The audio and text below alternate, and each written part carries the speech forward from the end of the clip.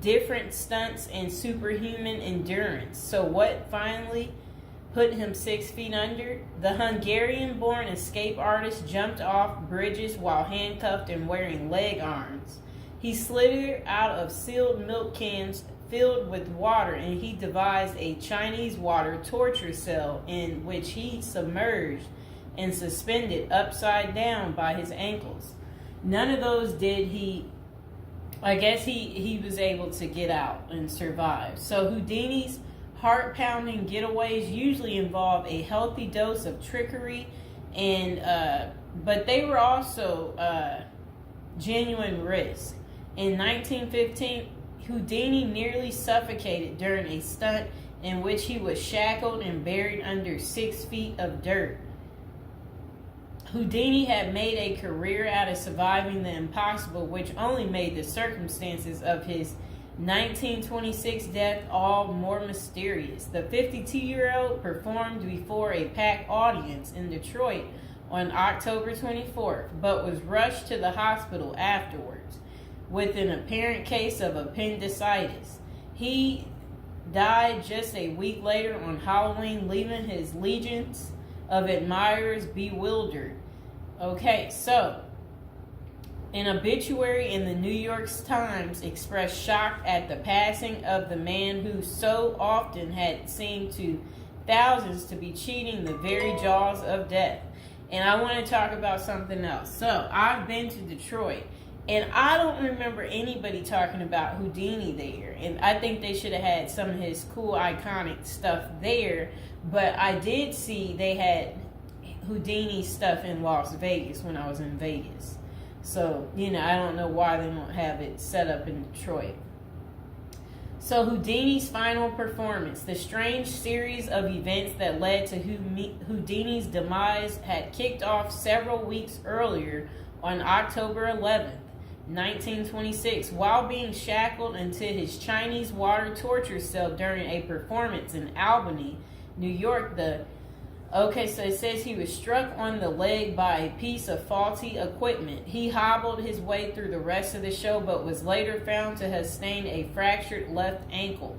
Against doctors' orders, Houdini continued his torture and traveled to Montreal, where he gave a lecture at McGill University. Just a few days later, on October 22nd, he invited some McGill students to visit him in his dressing room at the Princess Theater.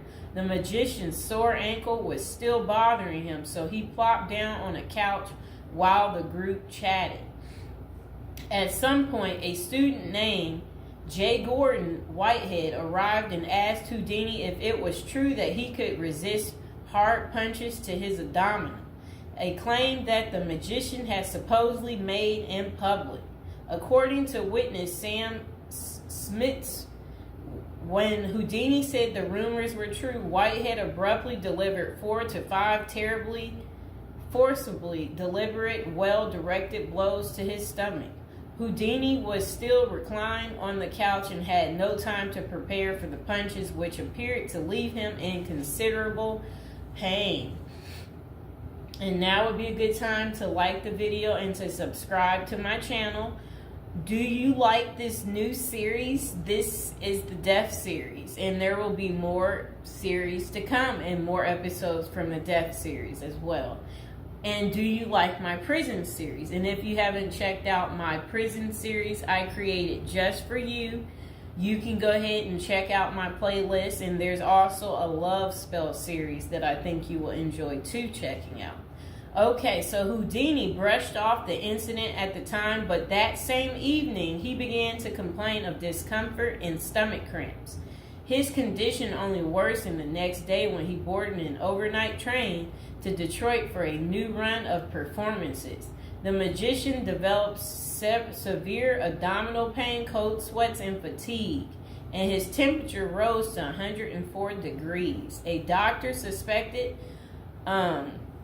appendicitis and instructed Houdini to go to a hospital, but the performer insisted on taking the stage for his opening night show at Garrick Theater. Isn't that really funny? He still wanted to work even though he wasn't doing so well. Okay, he proceeded to struggle through his routine before collapsing immediately after the final curtain. The show would be Houdini's last. The same night, he was taken to a Detroit hospital and prepared for surgery. Doctors successfully removed his appendix, which was found to have ruptured several days earlier, but it had already poisoned his insides. Despite a grim prognosis, the magician clung to life until October 31st, when he died with his wife Bess and his two brothers by his side. The official cause of Houdini's death was listed as peritonitis caused by a ruptured appendix. At the time, the magician's doctors firmly believed that the illness was the result of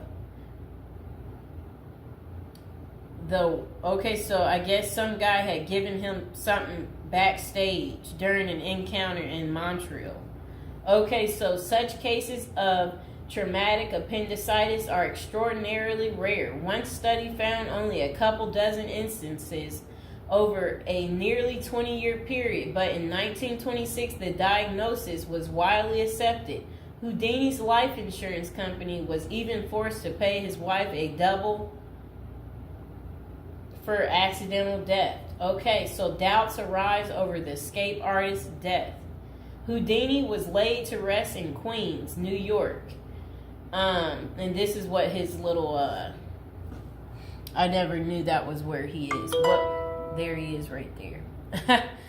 Okay, that was his tombstone. Okay, so look, maybe I can put that tombstone as the thumbtack, people. Okay, so Houdini was laid to rest in Queens on November 4th, 1926, but rumors about his unusual death have persisted ever since. Many of the theories tend to focus on the magician's contentious relationship with spiritualism, a pseudo-fed religion whose adherents once claimed it was possible to communicate with the dead through seances and mediums. Houdini, a born skeptic, had spent much of the 1920s on a mission to debunk the spiritualist claims and expose its top psychics as frauds. The Crusades earned him several $1 million worth of lawsuits and more than a few enemies, but at the time of his demise, he showed no signs of letting up. Just a few months earlier, he had testified in front of Congress in support of a bill to outlaw fortune-telling in Washington, D.C. Could Houdini's meddling have gotten him killed?